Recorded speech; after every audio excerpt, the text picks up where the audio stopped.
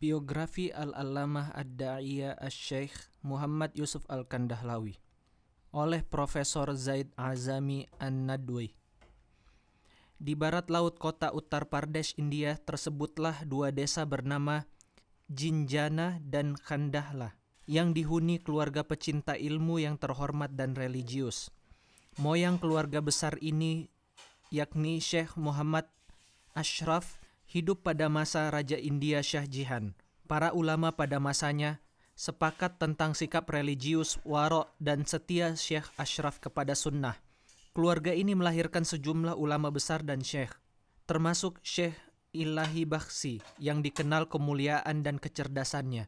Ia adalah salah satu murid tercerdas di antara murid Syekh Abdul Aziz bin Syekh Waliullah Ad-Dahlawi dan pengganti Imam As-Sayyid Ahmad Al-Barilawi.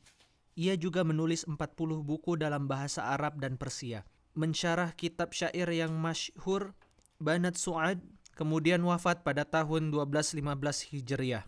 Selain itu ada Syekh Abul Hasan, Syekh Nurul Hasan, Syekh Muzaffar Hasan, Syekh Muhammad Ismail, dan terakhir Syekh Muhammad Ilyas, dan tergolong ulama besar di zaman masing-masing.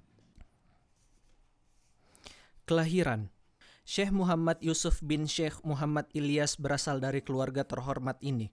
Beliau dilahirkan di Kandahla pada hari Rabu 25 Jumadil Ula 1335 Hijriah atau 20 Maret 1917 Masehi. Sang ayah memberinya nama Muhammad Yusuf. Tumbuh kembang. Syekh Muhammad Yusuf banyak berinteraksi dengan para syekh dan ulama besar. Sejak dini, ia menyaksikan lingkungan keluarga yang intens dengan ilmu dan sikap waro'. Allah memuliakan pula kaum perempuan dari keluarga ini, juga kaum lelakinya, dengan sikap waro' dan agama. Maka tumbuhlah Syekh Muhammad Yusuf di lingkungan sedemikian, dalam asuhan perempuan salehah, di bawah pendidikan syekh dan pengawasan ulama. Studi. Syekh Muhammad Yusuf hafal Al-Quran pada usia 10 tahun. Usai menamatkan pendidikan dasar, ia menyelesaikan studi hadis syarif di Madrasah Mazahir Al-Ulum dan Saharanpur di bawah bimbingan para syekh besar di bidang hadis, seperti Syekh Abdul Latif, mantan kepala madrasah, Syekh Manzur Ahmad Khan, Syekh Abdurrahman Al-Kamil Furi, dan terakhir Syekh Muhammad Zakaria Al-Kandahlawi, saudara sepupunya sendiri. Syekh Muhammad Yusuf lulus dari madrasah hadis pada tahun 1354 Hijriah. Kesibukan mempelajari ilmu. Syekh Muhammad Yusuf mencintai ilmu sedari kecil. Ia menghabiskan sebagian besar waktunya untuk mempelajari dan mendalami kitab. Hatinya terpanggil untuk menulis sewaktu masih belajar hadis syarif. Ia mengawalinya dengan menulis penjelasan panjang tentang Syarh Ma'ani Al-Athar, karya At-Tahawi, yang ia beri judul Amani Al-Ahbar. Aktivitas menulis ini ditekuninya hingga akhir hayatnya. Bai'at dan suksesi. Lingkungan kelahiran dan tumbuh kembang Syekh Muhammad Yusuf memiliki iklim yang sangat kondusif untuk berinteraksi dengan para syekh dan berbaiat. Karena itu, seluruh anggota keluarga ini terhubung dengan para syekh dan mursyid, mempelajari ilmu dari mereka dan berbaiat kepada mereka. Syekh Muhammad Yusuf sendiri berbaiat kepada ayahnya, Syekh Muhammad Ilyas, pendiri jamaah tabligh yang dianggap sebagai salah satu tokoh terbesar masa itu. Belakangan, Syekh Muhammad Ilyas menunjuk sang putra, Syekh Muhammad Yusuf, sebagai penggantinya dan menyerahkan kepadanya tugas dakwah dan tabligh, tepatnya pada tanggal 21 Rajab 1362 Hijriah. Setelah itu, Syekh Muhammad Ilyas pergi menghadap Tuhannya dan berlabuh menuju akhirat. Aktivitas dakwah dan tabligh. Syekh Muhammad Yusuf mengalami perubahan besar dalam hidupnya sepeninggalan ayahnya. Pada saat itu, dorongan dakwah dan tabligh membuatnya tidak bisa duduk diam. Hal ini masih ditambah dengan kesibukan mengajar, kegiatan menulis, dan prioritas dakwah di atas segala sesuatu. Hidupnya pun berubah menjadi kesibukan dakwah yang menyita waktu dan perhatiannya. bahkan bisa dikatakan menjadi pakaiannya. Demi tugas ini, ia mengalami banyak kesulitan dan kesempitan, menghadapi segala tantangan dan tekanan, tetapi wajahnya tetap tersenyum dan hatinya penuh khusyuk. Ia tiada henti menyampaikan ceramah dan melakukan perjalanan dakwah. Syekh Muhammad Yusuf merancang banyak perkumpulan dan pertemuan, pertama-tama di kota dan pedesaan India, kemudian merambah hingga Pakistan. Pada kesempatan seperti itu, ia bisa berceramah berjam-jam. Ia juga mengutus rombongan dakwah keluar Delhi. Selama berada di pusat tabligh Delhi, seluruh waktunya dicurahkan tanpa lelah atau jemu untuk aktivitas dakwah dan tabligh. Dalam sehari semalam, ia hanya beristirahat 2 atau 3 jam. Sedangkan waktunya yang lain dihabiskan untuk menyampaikan ceramah, berbicara di majelis, kelompok kajian ilmu dan musyawarah. Perjalanan dakwah. Rangkaian perjalanan Syekh Muhammad Yusuf untuk memperluas aktivitas dakwah dan menyebarkan gagasan tabligh di tengah umat sungguh panjang. Seiring kehidupan dakwahnya yang membentang selama hampir 20 tahun, ia menyelenggarakan pertemuan besar di sejumlah kota besar India. Cakupan daerah pengembaraannya pun luas. Ia melakukan perjalanan menuju Pakistan Barat maupun Timur, belakangan menjadi Pakistan dan Bangladesh, tidak kurang dari 16 kali. Dalam berbagai kesempatan itu, ia menyampaikan pidato penting di perkumpulan besar yang tiada duanya. Dari perkumpulan itu lahir banyak komunitas untuk wilayah yang jauh, belum lagi pertemuan reguler yang tak terhitung jumlahnya. Dakwah dan tabligh di Hijaz dan wilayah Arab lainnya. Syekh Muhammad Yusuf sangat berharap bisa melihat aktivitas dakwah dan tabligh menyebar luas di tempat kelahiran Islam, yakni Mekkah dan Madinah, serta mendapat sambutan dan perhatian dari penduduk kedua kota ini. Ia meyakini jika dakwah berakar kuat di bumi suci tersebut, niscaya ia menyebar ke seluruh dunia dengan perantara kaum muslimin yang setiap tahun berkumpul di sana dari segala penjuru dunia untuk berhaji. Sebagai langkah awal, Syekh Muhammad Yusuf memulai aktivitasnya di pelabuhan kecil Karachi dan Bombay. Di sana jamaah tabligh berusaha menanamkan pikiran dakwah kepada para calon haji yang berangkat ke Mekah dan Madinah. Jika jamaah haji ini menyerap pemikiran dakwah dan tabligh, mereka akan menyebarkannya kepada saudara seiman di Arab. Mereka akan menjadi agen dakwah terbaik. Tak berhenti di sini. Syekh Muhammad Yusuf berkeliling ke kapal jamaah haji untuk mengajar dan membimbing mereka. Setibanya kapal di Hijaz, ia mengunjungi tempat mereka tinggal dan mengutus kadar dakwahnya untuk melakukan tarbiyah di kalangan jamaah haji. Akhirnya dibentuklah sejumlah jamaah tabligh dan halaqah taklim di 2 tanah haram itu. Seiring dengan berkembangnya aktivitas jamaah tabligh di Hijaz, jamaah haji dari negara Arab lain pun tertarik. Belakangan mereka meminta supaya Syekh Muhammad Yusuf mengirimkan delegasi tablighnya kepada mereka. Syekh Muhammad Yusuf segera memenuhi permintaan itu. Dikirimkannya kadar dakwahnya ke berbagai wilayah Arab. Tujuan pertamanya adalah Mesir, Sudan, dan Irak. Tidak perlu waktu lama, aktivitas ini berhasil menancapkan pilarnya di sejumlah wilayah Arab. Masyarakat awam dan para pemimpinnya mulai tertarik untuk ambil bagian. Mereka pun berdatangan ke markas tabligh Nizamuddin milik Syekh Muhammad Yusuf di Delhi. Sementara itu, Syekh Muhammad Yusuf mulai mengirimkan delegasi tablighnya ke berbagai wilayah Asia, Afrika, dan Eropa, selain negara Arab. Ia memotivasi kader dakwah supaya ikhlas berkorban dana, daya, dan pikiran yang tidak sedikit untuk menempuh perjalanan panjang di jalan Allah. Ibadah haji. Syekh Muhammad Yusuf berkesempatan menunaikan ibadah haji sebanyak 3 kali. Pada kesempatan pertama, ia berhaji bersama sang ayah, Syekh Muhammad Ilyas, pada tahun 1356 Hijriah. Kali kedua, ia pergi bersama Syekh Husain Ahmad Al-Madani pada tahun 1374 Hijriah. Dalam perjalanan ini, ia sempat mengadakan perkumpulan dakwah dan menggelar pertemuan dengan para alim ulama untuk urusan dakwah. Sedangkan haji ketiga sekaligus yang terakhir dilakukan pada tahun 1383 Hijriah. 1 tahun sebelum wafatnya, yang diikuti banyak jamaah. Kali itu ia berhasil menyelenggarakan sejumlah perkumpulan besar di Hijaz, juga melakukan safari keliling di desa dan kota di Hijaz dan bertemu dengan banyak orang. Syekh Muhammad Yusuf sempat mengirim sejumlah utusan ke wilayah yang jauh kelompok yang melakukan perjalanan ke Eropa misalnya. Sejumlah 26 jamaah. Ia dimuliakan Allah dengan mendapat sambutan positif dalam perjalanan ke Hijaz kali ini. Ia bisa bertemu dengan banyak orang, baik dari golongan ulama maupun awam, guna membincangkan dakwah tanpa henti atau jemu. Syekh Muhammad Yusuf berkesempatan menunaikan 2 kali umrah di luar haji dan diikuti banyak jamaah dari berbagai negara. Tutup usia. Syekh Muhammad Yusuf melakukan perjalanan panjang ke Pakistan setahun setelah kepulangannya dari berhaji. Perjalanan itu dimulai sejak tanggal 10 Syawal 1384 Hijriah atau 12 Februari 1965 Masehi dan berakhir saat ia wafat pada awal April 1965 Masehi.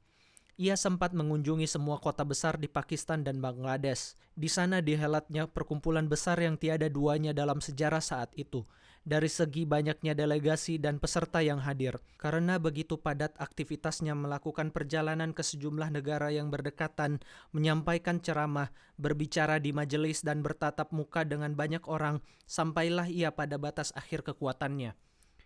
Syekh Muhammad Yusuf mengalami kelelahan lahir batin. Dampaknya langsung terlihat pada fisiknya. Suaranya yang biasanya keras bergema menjadi parau.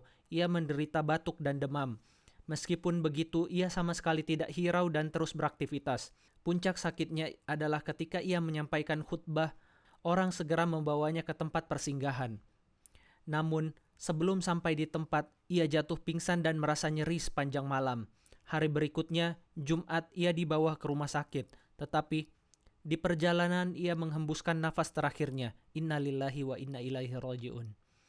Sebelum wafat, Syekh Muhammad Yusuf tiada putus mengucapkan kalimat La ilaha illallah serta ucapan segala puji bagi Allah yang telah menunaikan janji-janjinya. Tiada Tuhan selain Allah, Muhammad adalah utusan Allah. Allahu Akbar. Allahu Akbar. Segala puji bagi Allah yang telah menunaikan janjinya, menolong hambanya dengan mengalahkan kumpulan musuhnya sendirian. Tiada sesuatu pun sebelum dia, tiada sesuatu pun sesudah dia, tiada sesuatu pun sebelum dia, tiada sesuatu pun sesudah dia. Di tengah sakratul maut, ia terus-menerus membaca kalimat thayyibah dan doa yang berasal dari Nabi SAW. Ia pun menghembuskan nafas terakhir dengan senyum tersungging di bibir. Syekh Muhammad Yusuf tiba di rumah sakit dalam keadaan meninggal dunia. Para dokter berusaha melakukan sesuatu, tetapi mereka sadar itu sia-sia belaka. Maka duka cita menyesakkan hati semua orang. Beritanya langsung tersebar ke seluruh negeri. Ribuan manusia datang melayat. Mereka menyolati jenazahnya di Lahore 2 kali. Lalu pada malam harinya jenazah diterbangkan ke Delhi. Menjelang fajar, lebih dari 70.000 muslimin menyolati jenazahnya diimami oleh Syekh Al-Muhaddits Muhammad Zakaria. Selanjutnya jenazah dikebumikan di barat makam mendiang ayahnya, Syekh Muhammad Ilyas, di Nizamuddin, Delhi. Fisik dan akhlak. Syekh Muhammad Yusuf bertinggi badan sedang, berwajah ramah, bertubuh gemuk, berjenggot putih, berambut lebat dengan profil wajah cenderung lebar dan kedua mata bersinar-sinar dan penuh daya tarik. Ia melilit kepalanya dengan sorban atau mengenakan peci India yang sederhana. Pakaiannya sehari-hari adalah sarung, gamis panjang, dan kadang-kadang memakai celana panjang. Jika baru melihatnya pertama kali, Anda tentu mengira Syekh Muhammad Yusuf sedang berpikir berat, sehingga Anda merasa segan kepadanya. Namun rasa segan ini segera hilang, berganti dengan keakraban dan kenyamanan. Bahkan setiap teman duduknya merasa dirinya lebih akrab dengan Syekh Muhammad Yusuf daripada orang lain. Ia tidak pernah berbicara selain soal agama dan tidak pernah mendengarkan selain urusan agama. Syekh Muhammad Yusuf memiliki pikiran yang jernih dan qalbu yang penuh keyakinan dan keikhlasan. Ilmu dan wawasannya luas, terutama yang berkaitan dengan zaman Nabi, sahabat dan tabi'in. Syekh Muhammad Yusuf selalu tersenyum walaupun hatinya sedang berduka. Apabila berbicara, terkadang ia menggulung lengan bajunya lalu membukanya lagi. Sebentar-sebentar ia menghela nafas berat seperti menahan gelisah. Orang yang belum mengenalnya cukup dekat mungkin sulit memahami kondisi dan perangainya. Namun, bagi yang akrab dengannya akan mengetahui bahwa ia adalah salah satu bukti kebesaran Allah pada masa itu. Sebab gambaran akhlak Nabi SAW dan sahabatnya bisa dilihat pada diri Syekh Muhammad Yusuf. Karakteristik dan keistimewaan. Allah memuliakan Syekh Muhammad Yusuf dengan sejumlah karakteristik istimewa. Tak syak lagi, kecintaannya yang luar biasa pada dakwah mengajak orang untuk beriman pada hal gaib.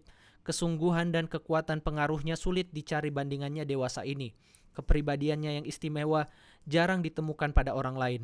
Kuatnya iman, tawakalnya kepada Allah, obsesinya, keberaniannya, salatnya yang khusyuk, doanya yang tulus, pemahamannya yang mendalam tentang kehidupan sahabat yang mulia, hubungan yang erat dengan ikhwal mereka, keseriusannya dalam mengikuti sunnah, pemahamannya akan Al-Quran, intisari yang digalinya dari kehidupan para nabi, kemampuannya memadukan aktivitas menulis dan dakwah, kegelisahan dan kegundahan yang menyelimutinya, kemudian iman, keyakinan dan tawakalnya kepada Allah, rasa percaya dirinya, dakwahnya kepada umat, semangat, kesabaran serta tekadnya yang kuat, usahanya yang berkelanjutan, sifat tawaduknya dan ketertarikannya dengan Allah, kekaguman orang banyak pada dirinya, semua itu merupakan keistimewaan dan sifat agung kehidupannya.